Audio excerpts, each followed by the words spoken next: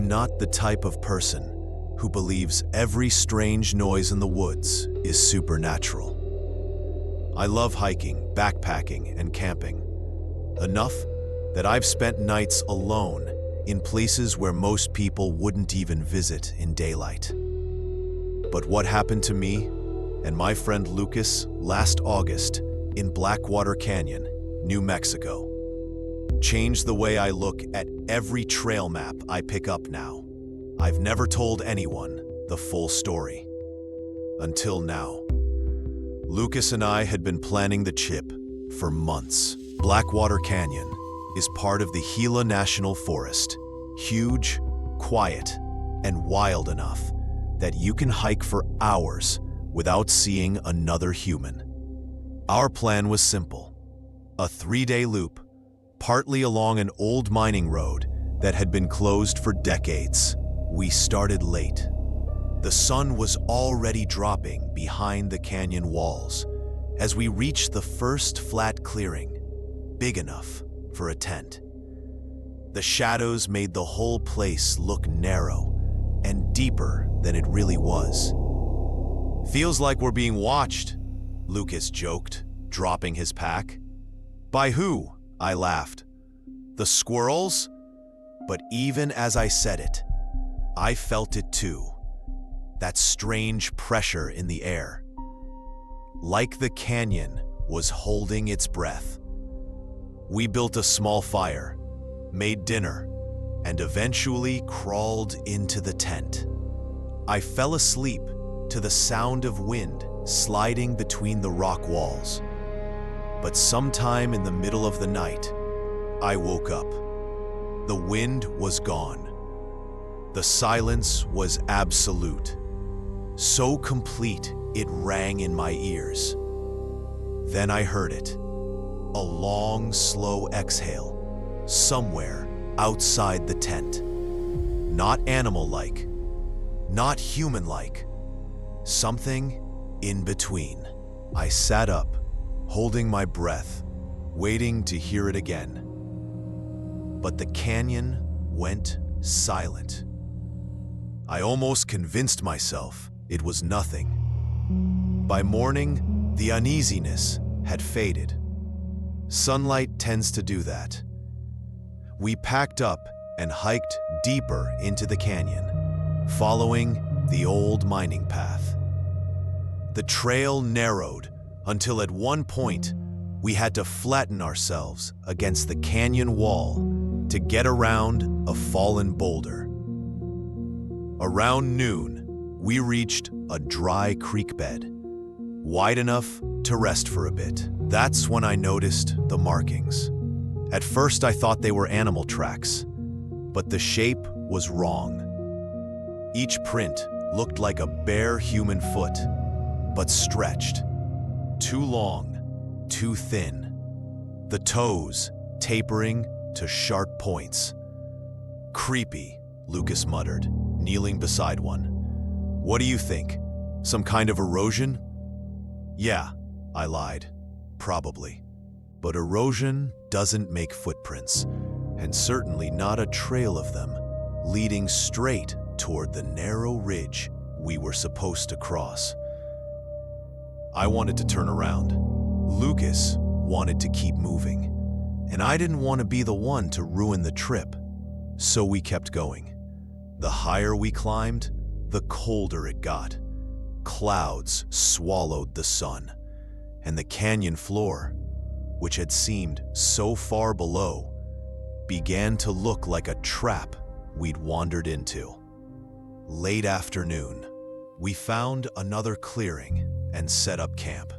Lucas went to filter water from a small puddle near the rocks, while I tried to get a fire going. But the wood wouldn't catch. It was too damp, or maybe it just didn't want to burn. I was about to give up when Lucas called out, "Dude, you need to see this." I jogged over to him. He was kneeling by the puddle, staring into it. "What? I swear I just saw something in the water." "A fish?" I asked. He shook his head. "No, a face. I laughed. Like a reflection? No, he said quietly. A face under the water. A chill spread down my arms. The puddle was barely 6 inches deep. Before I could respond, something echoed through the canyon walls. 3 heavy thuds, like footsteps far larger than any person could make. Then, silence. Probably rocks falling, I said, trying to keep my voice steady. But Lucas didn't look convinced, and neither was I. We ate dinner cold, since the fire still refused to cooperate. Clouds hid the moon, leaving the canyon pitch black. Around midnight, I woke again. This time to Lucas shaking my shoulder. "Bro," he whispered, "someone's out there." I listened. There it was, scratching. Slow, deliberate, moving in a circle around the tent. Lucas reached for the zipper, but I grabbed his arm. "Don't," I whispered. "If it's a mountain lion, that's not a cat," he hissed. The scratching paused right beside my head. Fabric brushed lightly, as if something was dragging a finger or a claw across the tent wall. I held my breath. Then a sound slid through the nylon, a whispering exhale, too low to understand, but too close to imagine. Lucas mouthed, "What is it?" I didn't answer. The scratching resumed, making a slow perimeter around us. Once, twice, a third time. Then it stopped. We waited, frozen, for at least 10 minutes before Lucas finally unzipped a small corner of the tent. He peeked out with his flashlight ready. Nothing. He crawled out fully. I followed him. The clearing around us looked altered. A perfect circle had been carved in the dirt around our tent. An unbroken line about 10 feet wide. But there were no footprints. Just that thin line, like something hot had burned it into the earth. I felt dizzy. The air smelled like minerals and smoke. "Dude," Lucas whispered, "I'm not staying another night." "Yeah," I said. "We leave at sunrise." But sunrise wasn't going to save us. We hiked out fast, barely talking. The canyon felt different, heavier, quieter, like the air had thickened. About halfway back toward the trailhead, Lucas stopped suddenly. "What?" I asked. He pointed at the dirt. The stretched, human-like footprints were back. Dozens of them, leading parallel to our trail, like something had been walking beside us the whole time, just out of sight. We kept moving. At one point, the trail narrowed against the canyon wall again. Lucas crossed first. As I followed, something shifted in the corner of my eye. A figure, tall, too tall, standing on the opposite ridge. Dark, thin arms. A head that seemed slightly wrong, stretched backward like an elk skull without the antlers. It wasn't moving, just watching us. "Lucas," I whispered, "don't look behind you." He looked anyway. His breath caught. "Run."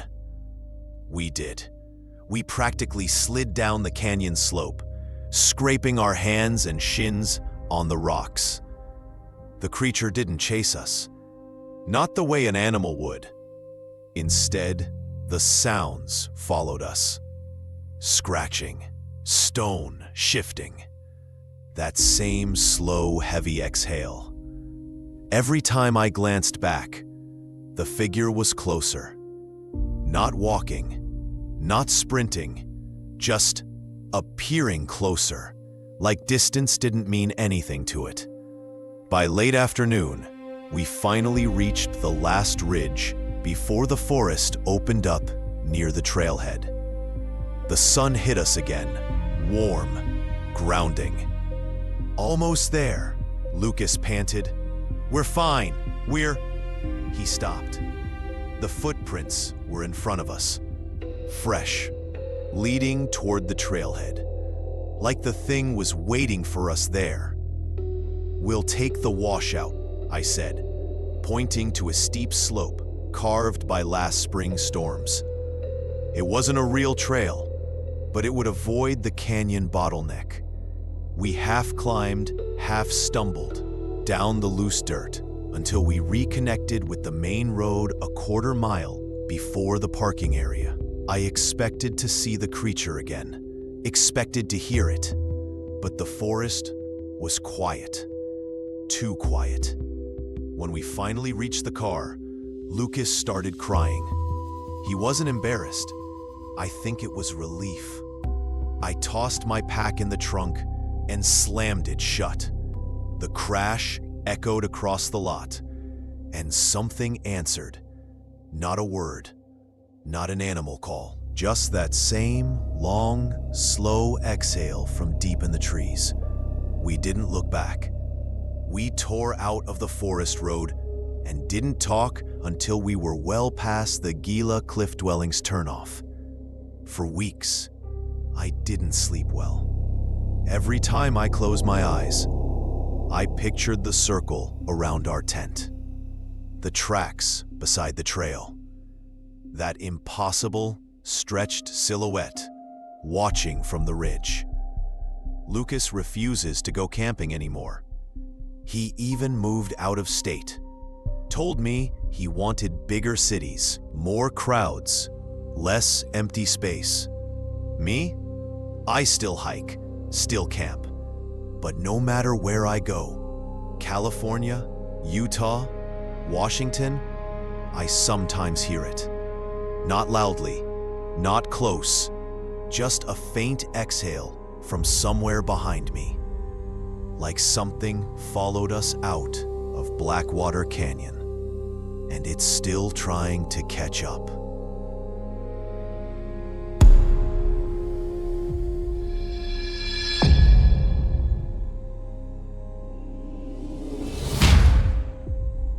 I've hiked Shenandoah National Park since I was a teenager, but last October was the first time the place ever felt wrong to me.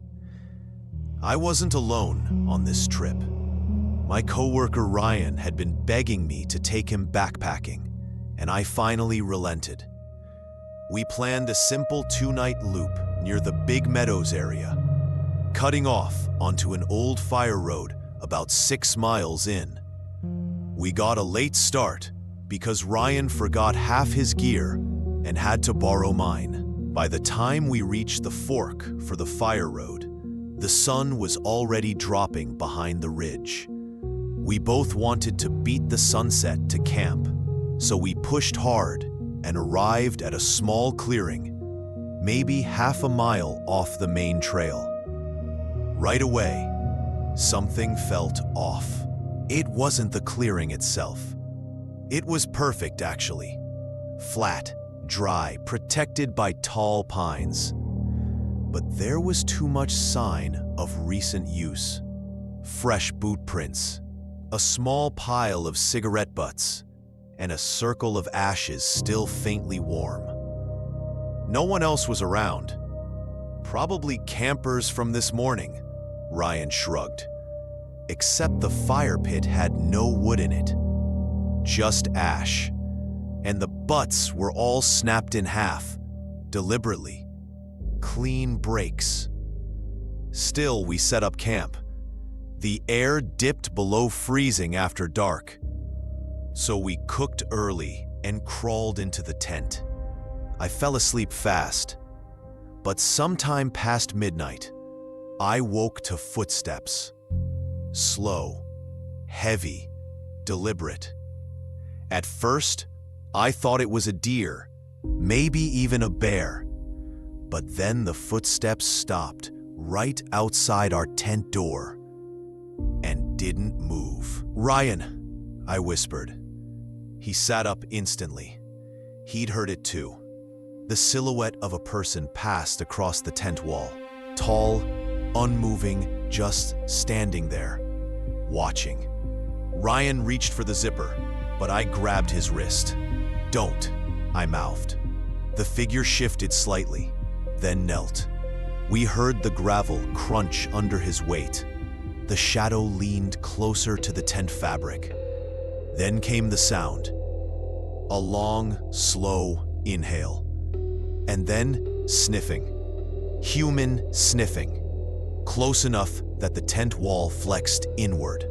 Ryan panicked and switched on his headlamp. The light blasted through the tent fabric, and the shadow ran, sprinting off through the trees so fast the branches snapped in its wake. We stayed awake until sunrise. We packed fast and decided to finish the loop early. Ryan wanted to go straight back to the main trail, but I insisted we follow the fire road a little farther first. I needed to reassure myself that it was just a ranger checking the area, or a hiker who got too close. We hiked maybe a quarter mile before finding it. A second clearing, smaller, hidden, with a makeshift wooden bench and a rusted metal drum. Inside the drum was trash, but not normal camping trash. Sunglasses, torn flannel, a single hiking boot, a dead flashlight with teeth marks on the rubber grip. And beside the drum was a notebook. It wasn't old. The cover was clean, no water damage. I flipped to the first page. Campsite A, 2 people, male. Arrive 6:43 p.m. I froze, leaning over my shoulder as I turned another page. Campsite B, 1 male, 1 female, stayed up late, checked bags, nothing useful. The entries continued. Dates, descriptions, supplies taken, supplies ignored. Sometimes just physical notes. Tall male, strong, keep distance, follow later. I turned to the most recent page. There, written in the same sharp handwriting, 2 males, fire road clearing, arrived 5:22 p.m. Wait until sleep. Ryan took a step back. No way, someone's messing with us. But a single detail shut down all hope. At the bottom of the page, in rushed handwriting, was last night's timestamp, 0041. Observing, both inside tent. Ryan grabbed my shoulder. "Dude, we need to go, now." I agreed. We practically jogged toward the main trail, but the deeper we went, the more wrong everything felt. Birds should have been active, squirrels, anything, but the forest was silent. At one point, Ryan stopped and pointed into the trees. There was a rope tied high on a branch, maybe 10 feet up. Suspended from it was a small metal camping kettle, swinging lightly in the breeze, like a signal or bait. We didn't touch it. We moved faster. About a mile from the trail junction, I heard footsteps behind us. Not running, not sneaking, just walking the same pace we were, matching distance exactly. "Don't turn around," I whispered. But Ryan did. He froze. It's him. I didn't want to look, but I did. About 50 yards back, a man stood in the middle of the trail. Tall, ragged clothes, hood pulled low, hands at his sides, no backpack, no gear, just standing there, watching. I raised my voice. "Do you need help?" He didn't answer. didn't move, didn't even tilt his head. But then he lifted his arm, slow and deliberate, and pointed at us. Not beckoning, just pointing. Ryan lost it. He bolted down the trail, and I followed. Branches whipped our faces. Rocks skidded under our boots. We didn't stop until the parking lot came into view through the trees. My car was the only vehicle there. We sprinted to it, threw our packs inside, and slammed the doors. I locked them instantly. But when I looked up, the man was standing at the far end of the lot, still pointing, still unmoving. I turned the engine over and peeled out faster than I safely should have on Skyline Drive. We called the park rangers once we had service. They searched the fire road, but said they found no one and no notebook. But they did tell us something that still bothers me. That area of the park isn't official camping space. No one is supposed to be using it. And over the past few years, hikers have reported seeing a man who doesn't carry a pack, doesn't speak, and doesn't respond. They haven't identified him. They haven't caught him. And sometimes, they said, he disappears for months before showing up again in a different part of the park. I haven't gone back to Shenandoah since. But a month ago, I got a letter with no return address. Inside was a single sheet of paper. My handwriting. From the notebook. 2 mails. Fire road clearing. Under it, written in ink, darker and shakier than the rest. Still observing.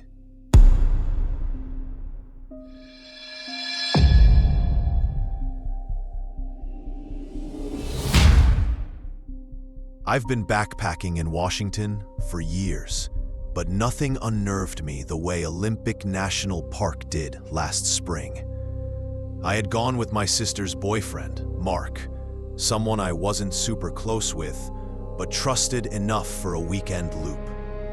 We planned to start near the Hoh Rainforest Visitor Center, cut through part of the Hall of Moss Trail, and camp somewhere quiet before looping back the next morning. It was early March, the kind of damp cold that seeps through every layer. The forest felt alive in a way that no other place does. Green, breathing, ancient.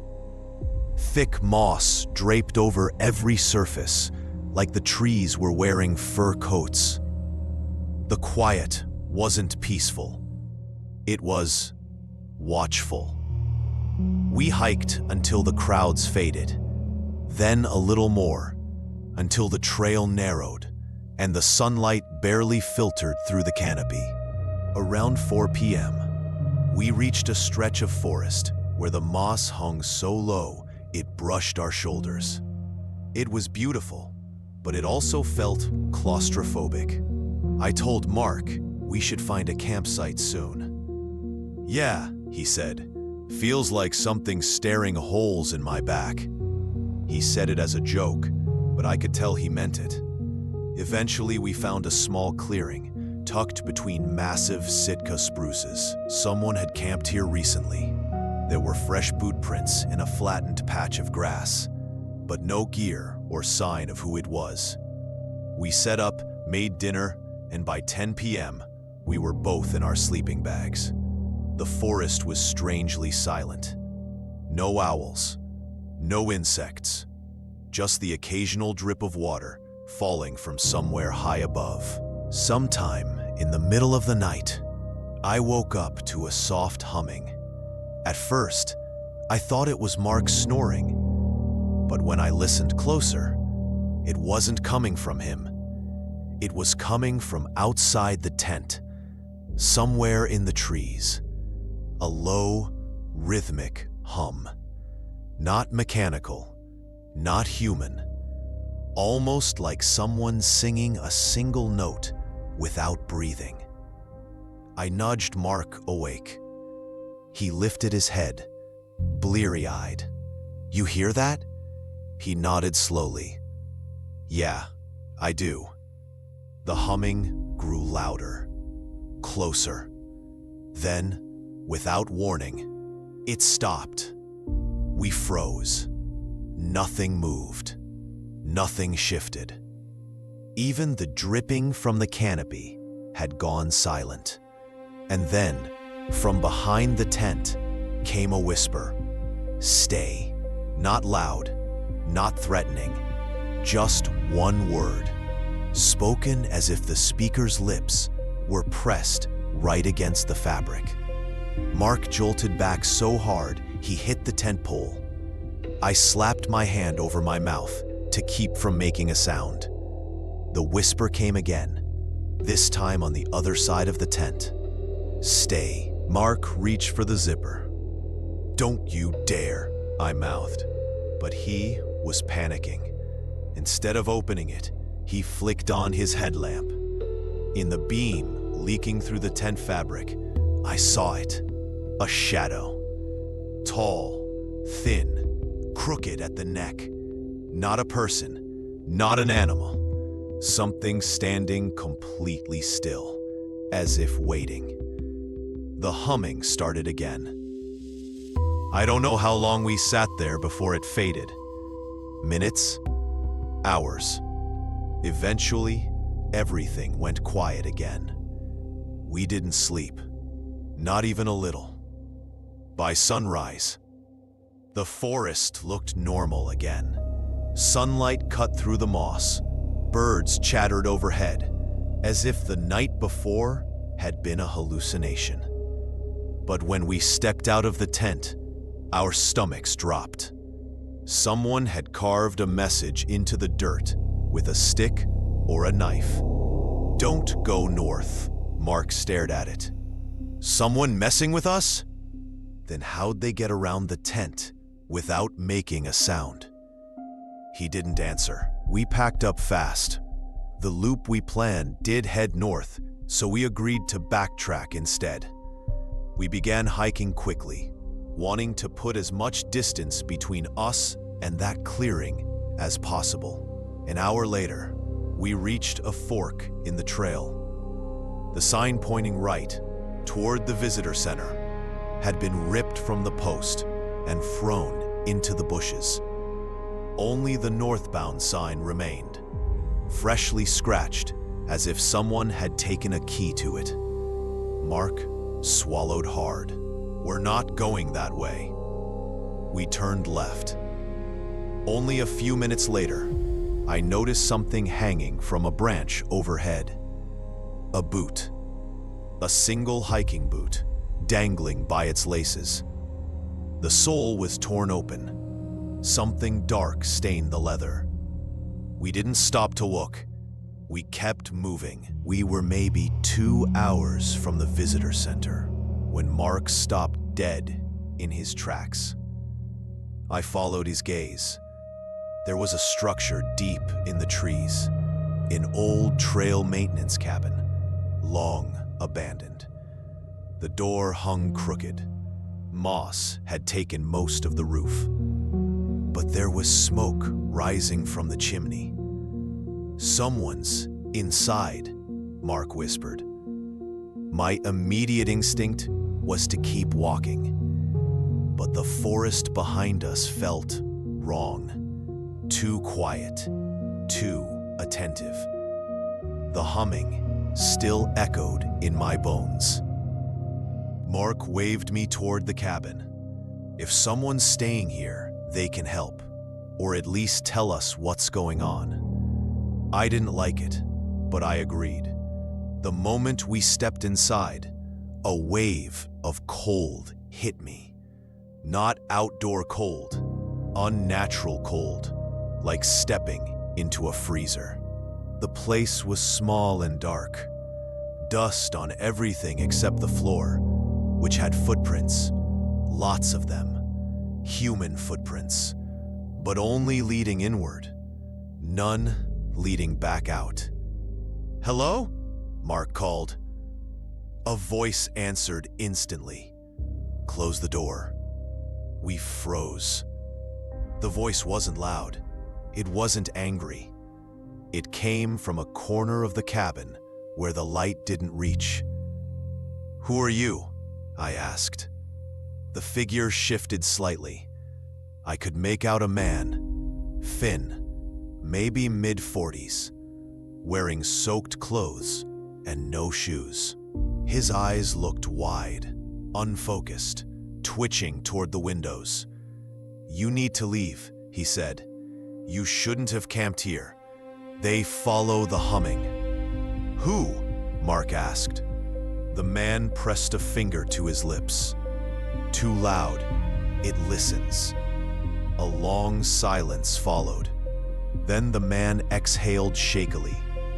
"One of them was near your tent last night. If it spoke to you, it marked you." My skin crawled. "What happens now?" I whispered. He didn't answer. Instead, he pointed to another marking on the wooden floor, carved deep with a blade. "Don't go north." Mark's breath hitched. "You wrote that?" The man blinked slowly. "No, the other one did." We didn't wait to ask more. We backed out of the cabin carefully and then ran. Branches whipped our arms. The forest roared with silence. At one point, I thought I heard the humming again, faint, above us, but I didn't look back. We reached the visitor center road nearly an hour later, stumbling into the open.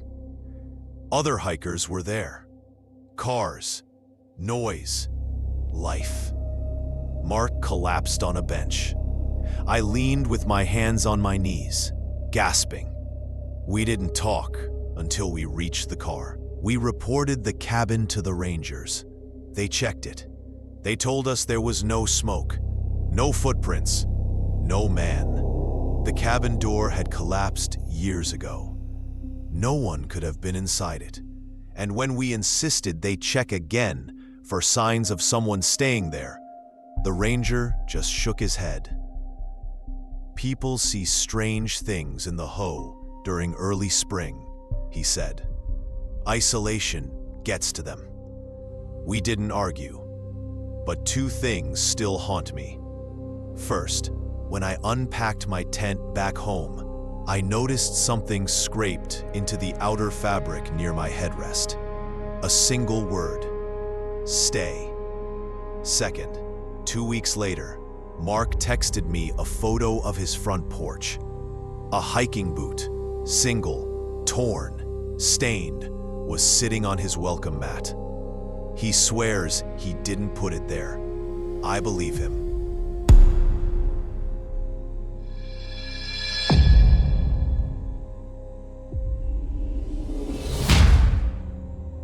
I've lived in Tennessee my whole life, but somehow I never visited the Great Smoky Mountains until last fall. My sister convinced me to go on a weekend trip with her, her fiancé Dylan, and one of their friends, Avery. We planned to drive up to Clingmans Dome, hike some of the nearby trails, and camp at an unofficial spot off the old forestry road. If I had known what waited for us up there, I never would have agreed. We reached the Clingmans Dome parking area late, much later than we meant to. Fog had rolled over the ridge like a living thing, so thick the headlights made it worse. Everything looked washed out and silent. Even the famous observation tower was just a ghostly outline hovering over clouds. A ranger truck sat near the entrance, engine on, driver door open, but no ranger. "Bathroom break, maybe?" Dylan said, but the fog, the silence. Something felt wrong, like the air itself didn't want us there. We didn't stay long. We headed down the service road that cuts away from the tourist area, seeking a flat place to camp. The fog followed us like it had weight. We found a spot near a bend in the road. No fire allowed up there. So we ate cold sandwiches and crawled into tents by 10. I fell asleep fast. Then, sometime around midnight, I woke without knowing why and realized all sound had stopped. No wind, no bugs, no distant cars from the overlook. Just nothing. I thought maybe it was one of those moments where your ears adjust. But then I heard something. Footsteps, slow, careful, coming from the road. I sat up and held my breath. The fog outside made everything glow faintly through the tent walls, like the world had turned into a dim lantern. Footsteps again. Crunch, crunch, crunch. Too heavy for an animal. I heard a second set, then a third. They weren't walking in sync. They weren't talking. They were circling. I unzipped the tent, just an inch. Shapes moved in the fog. Tall, thin silhouettes, drifting more than walking, as if their feet barely touched the ground. At first, I thought they were people. But then one shape bent forward, unnaturally far, its head tilting almost horizontal, like it was sniffing the ground. My heart slammed against my ribs. Another shape stood completely still, facing our tents. It didn't sway, didn't breathe. The third was humming, a low, drawn-out tone that vibrated in my teeth. Suddenly, Avery whispered from her tent, "Is someone out there?"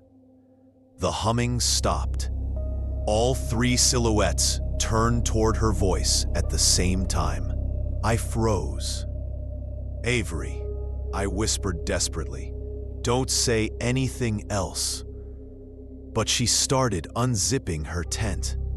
"No, stop!" It was too late. As soon as the zipper slid, every shape in the fog moved. Not walked, moved. Instantly. Like their bodies skipped frames. One appeared 3 feet from Avery's tent.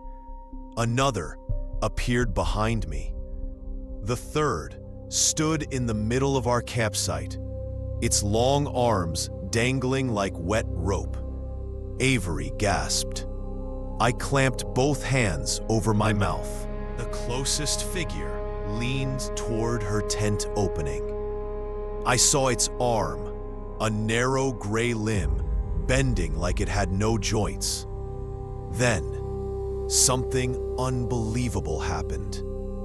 It spoke, not in any human language, not with breath or lips. It whispered inside my head, 4 tones, rising and falling like a chant. The meaning wasn't words, it was intent, and the intent was come out. Avery whimpered. Dylan finally woke and yelled, "Hey, who's out there?" The fog rippled. The shapes vanished. Not into the trees, not down the road, just gone. Like someone flipped a switch. None of us slept.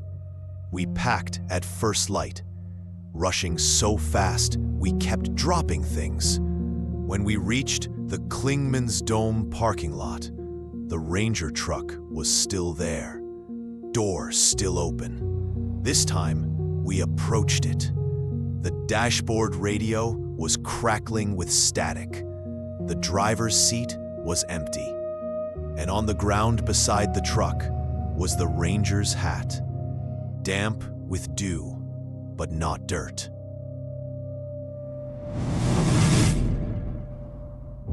Like it had been placed there, not dropped. We drove straight to the nearest ranger station at Sugarlands. When we reported what we saw, the ranger on duty went pale. There's been a missing person report for one of our staff, she said quietly. He was working the Clingmans Dome area last night. We asked if we could help. She shook her head and told us they would handle it. But I could tell by her expression, she didn't think this was going to have a normal explanation. 2 days later, we got a call. The ranger's truck had been retrieved, but the ranger was still missing. They found footprints leading away from the truck and then stopping suddenly near the tree line.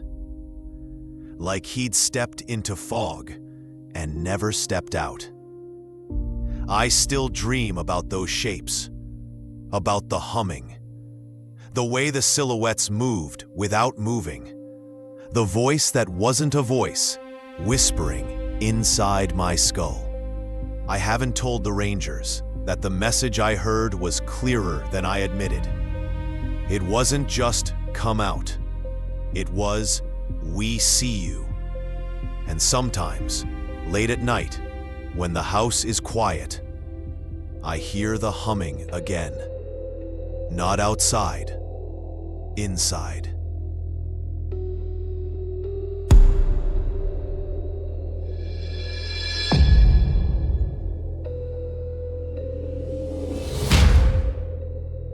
I'd been to Red River Gorge more times than I can count, but last summer was the first time I ever camped there alone.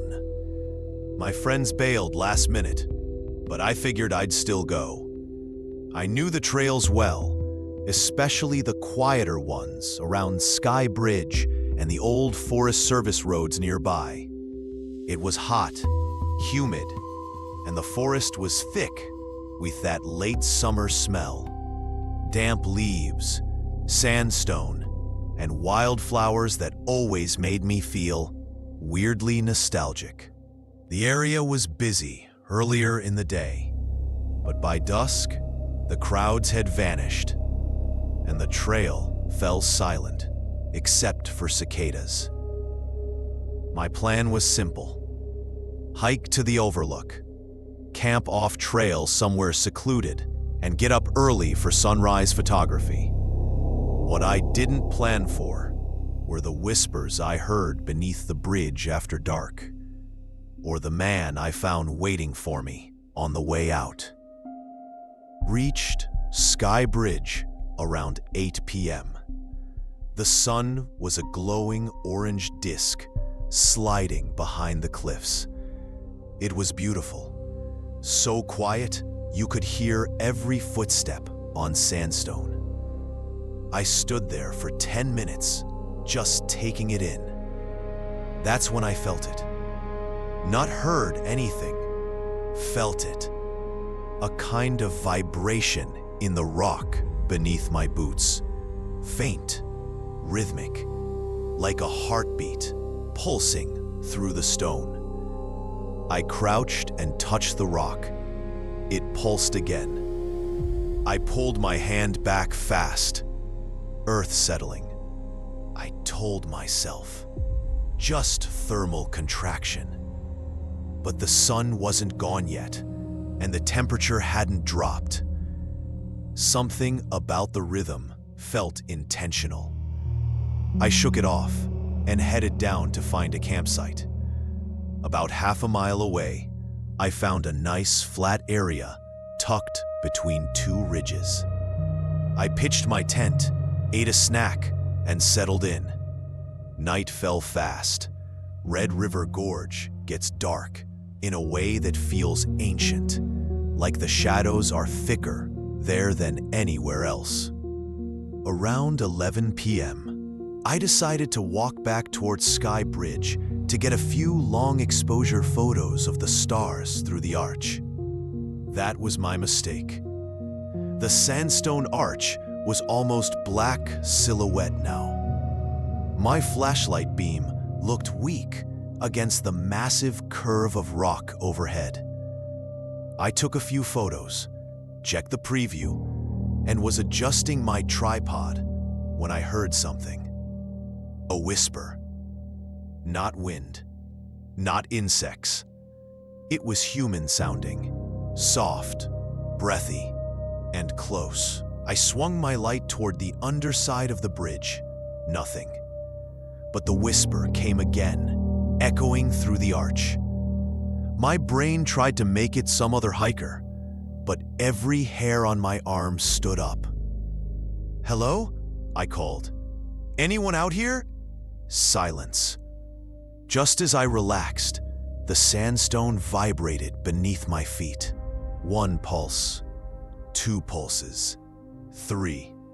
Stronger this time, like something beneath the arch was striking the rock from below. I backed up fast, nearly tripping over my tripod. And then a shadow appeared, not on the rock, but in midair. A tall, thin silhouette standing where my flashlight didn't reach, except there were no trees or objects behind it to cast a shadow. It was shaped like a person, but the proportions were wrong. Arms longer than they should be, head slightly bowed. I blinked, and it changed position without moving. 1 second far away, the next only 20 feet from me. That was enough. I grabbed my pack and ran. All the way back to camp, I kept hearing that soft whisper trailing me through the trees, like someone repeating a word underwater. But when I reached my tent, there was nothing. No shadow, no vibration, just stillness. Too scared to sleep, I sat up with my light on until exhaustion took over. At sunrise, everything felt normal again. Birds chirped. Fog burned off. Forest looked completely harmless. I packed up fast and hiked back toward the trailhead. That's when I saw him. A man standing at the edge of the path, maybe mid-40s, wearing old hiking clothes that looked sun-bleached and dirty.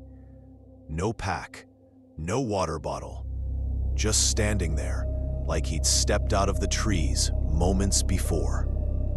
He smiled, too wide. "You were out late," he said. I stopped cold. "Yeah, doing photography." He took a step closer. "Dangerous to be under Sky Bridge after dark." I don't know why, but his voice made my stomach twist. Something about the way he said it, like he knew where I'd been without seeing me. I forced a laugh. "Yeah, I figured that out." He tilted his head, studying me. "Did you hear it?" My throat tightened. "Hear what?" "The knocking underneath. Happens before it climbs out." I couldn't breathe. I didn't want to show fear. "I didn't hear anything unusual," I lied. He grinned wider. "Good. Means it wasn't interested in you." Then he stepped aside, gesturing for me to pass. Every instinct screamed not to turn my back to him. But I needed to get out of that forest, so I walked past him fast. He leaned close, as I did, and whispered, "Next time, don't answer when it calls." I didn't run until I rounded the bend, but once I did, I didn't stop. I reported the strange man to a ranger. They searched but found no one matching his description. No footprints. Nothing. The ranger told me something weird, though. There had been 3 missing hikers in the last 5 years near Skybridge. All vanished without a trace. All last seen heading out alone. One of them, Eric Barnes, disappeared in 2019. When I got home that night, I looked up his photo. It was the man I saw on the trail. Same face, same clothes, except he'd been missing for 4 years. And in every online forum about his disappearance, people kept mentioning the same rumor. Barnes was last heard telling a friend he'd heard knocking under the arch. I don't go to Red River Gorge anymore, but sometimes, when my house settles at night and the floorboards pop, I freeze, because for a split second, the sound feels like it's coming from beneath me. Rhythmic, intentional, like something under the earth is still knocking.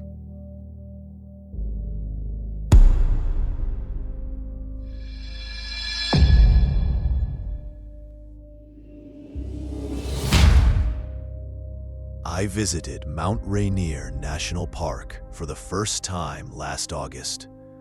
I'd seen thousands of pictures of paradise, wildflower meadows, bright glaciers, waterfalls that look like something out of a fantasy movie.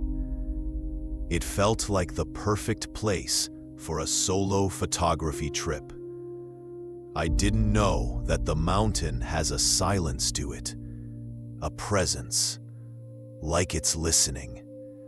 I parked at the Henry M. Jackson Visitor Center around sunset. The last hikers were hurrying off Skyline Trail as I geared up. My plan was simple: hike a mile or so past the crowds, camp quietly near the ridge, and shoot the Milky Way above the snowfields. By the time I reached the fork near Panorama Point, the sun had slipped behind the mountain. Rainier was just a jagged black shape against fading orange sky. That's when I saw it. A person, or something shaped like a person, standing alone on the trail ahead of me. Still, facing the snowfield, motionless in a way even a statue shouldn't be. I waved. "Hey, you good?" It didn't move. I stepped closer. That's when I realized why I felt cold, even though the wind had stopped. The silhouette wasn't blocking light. It wasn't casting a shadow. It was a shadow. Not walked away, not sank into the dark, just gone. I froze, staring at the empty trail. My first instinct was to turn back, but I brushed it off as a trick of the fading light. I forced myself to keep going until I found a flat spot above Pebble Creek. I set up my tent, heated some water, and waited for the stars to appear. The fear for a while faded. A human-shaped void, darker than the rocks, darker than the dusk. Its legs were too long. Its head hung to one side, like its neck couldn't hold it up. I blinked once.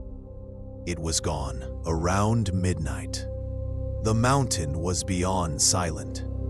The kind of silence that feels physical, heavy, watching you. I stepped out with my camera to capture the Milky Way rising above the Muir snowfield. I took one photo, then another. On the third, the mountain suddenly went cold. The kind of cold that hits bone immediately. My breath turned white. Then I heard it, a voice, far away, drifting across the snow. Back. I spun around, flashlight sweeping the darkness. Nothing. The wind didn't even pick up. It felt like the voice had come from inside the frozen air itself. "Hello?" I yelled. The echo bounced against rocks and died. Then the voice came again, clearer this time. "Don't look." My chest tightened. "Don't look where?" A crunch echoed from above me. Footsteps on snow. Slow, deliberate. Too spaced out to be human. I shined my flashlight up the slope. That's when it stepped into view. A shape. Tall, black, wrong. Long arms hung past its knees. Its head tilted a full 40 degrees to the side, like its neck was broken but loose. It wasn't walking, it was gliding. No bending of knees, no lifting of feet. My light hit its face. There was no face, just a blank plane of darkness with something shifting underneath, like worms pressing against fabric. I dropped the flashlight. It whispered again, not out loud, but inside my skull. Look back. I ran. The trail felt unfamiliar on the way down. The darkness warped the turns, and every time I hesitated, I heard the crunch of snow behind me. Closer, then impossibly close. At the narrow switchbacks above Paradise, the wind hit my back so hard, I staggered forward. But the wind wasn't cold. It was warm. Breath. I didn't turn around. I couldn't. Something deep in my brain said that if I looked, I wouldn't survive. Or worse, I'd see something that would never leave my mind. I sprinted the remaining distance back to the visitor center. My lungs screamed. My legs buckled. The parking lot was empty, but I didn't stop running until I slammed into my car door. When I started the engine, the headlights flicked on, illuminating nothing but swirling mist. No shape, no movement. But as I pulled out, something tapped the top of my car. Once, hard. I floored it all the way down Paradise Road. I didn't tell anyone at the ranger station what I saw. I should have, but fear makes you stupid. Back home, I went through my photos. The first two were perfect. The third, the one I took right before I heard the voice, wasn't. It showed the Milky Way arching over Rainier, but in the bottom left corner, standing on the ridge where I'd walked just minutes before, was a shape. Tall, crooked, head bent sideways. Blurred, not from motion, but from refusal. Like the camera didn't want to capture it. On the snow beside it, barely visible, was a faint imprint. Letters scratched into the ice. Look back. But I never did. That's why I'm still alive, I think.